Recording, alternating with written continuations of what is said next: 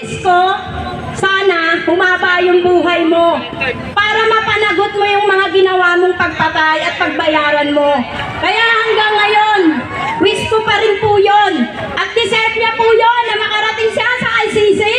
Hindi lang po ako, tayong lahat, ipagdiwang po natin na makamit natin yung hustisya. Dahil kung walang Duterte, walang patayang magaganap. Hindi tayo mawawala ng mga mahal sa buhay. Ang anak ko, 15 years old lang, nag-aaral. Ina-idol niya pa si Duterte para daw yung mga droga malutas sa Pilipinas at naging mapayapa yung bansa. Pero ang anak ko, naging biktima ni Duterte noong December 28, 2016. Kasagsagan ng mga patayan. Papayag ba kayo na ang anak nyo may pangarap sa buhay makatulong sa bansa, maging isang sundalo?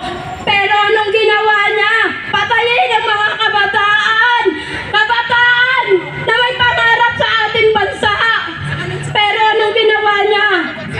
Mawalan tayo ng mga mahal sa buhay ay ang mga nanay ng mga Rise Up.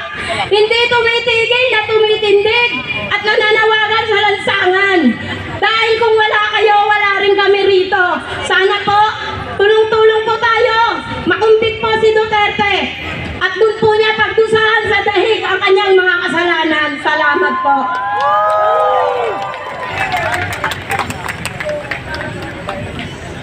I stand with the victims. Duterte, panagutin. Pwede ba natin gawin to? Pag sinabi kong I stand with the victims, ang sagot nyo, Duterte, panagutin. Pwede? Okay. Simulan ko na. I stand with the victims. I stand with the victims. I stand with the victims. Duterte, panagutin. Duterte, panagutin. Duterte, panagutin. Umaasta si President Duterte ngayon na parang siya ang biktima. Biktima ba si Duterte? Biktima ba si Duterte? Ang tunay na biktima, ito sila. Ang libo-libong pinaslang ni President Duterte, walang warrant, walang korte, walang due process, pinaslang na parang hayop.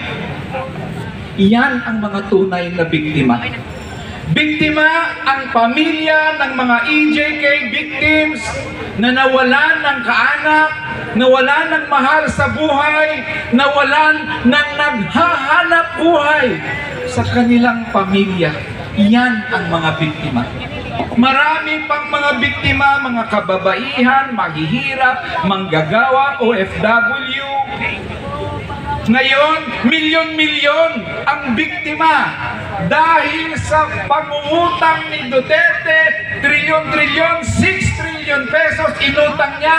Kakargahin natin lahat, kakargahin ng susunod na henerasyon ng mga Pilipino. Sila ang biktima. Kaya ngayon, nandito tayo para manawagan ng hustisya. Sabi ni President Duterte, nilabag daw yung kanyang karapatan, ang due process rights, walang warrant. Hindi totoo yun. May warrant si President Duterte, in-issue ng ICC. Sabi niya, wala daw due process, binasahan siya. Binasahan siya ng kanyang krimen, binasahan siya ng karapatan, may abogado pa siya kaharap ni Attorney Mejaldea. Di ka pareho sa mga anak ng biktima ni walang basa-basa ng krimen, basta na lang pinatay na hindi nila alam ang kasalanan nila. Yan ang mga tunay na biktima. Kaya ngayon, nandito tayo. Nandito tayo hindi para gunitain ang araw ng pagkasilang ni President Duterte. Ginugunitan natin ang araw ng pagpatay sa libo-libo niyang biktima. Yan ang ating ginugunitan ngayon. Kaya itong panawagan natin I stand with the victims.